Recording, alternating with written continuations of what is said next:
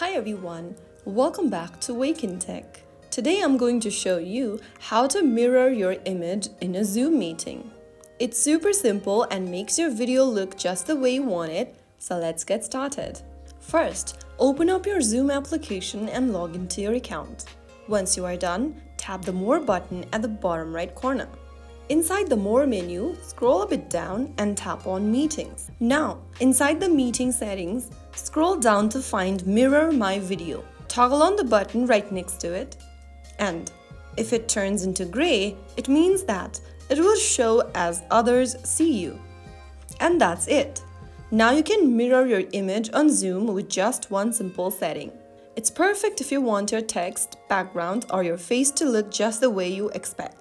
If you found this video helpful, don't forget to like, comment, and subscribe to our channel for more easy tech tips. Thanks for watching, and I'll see you in the next one.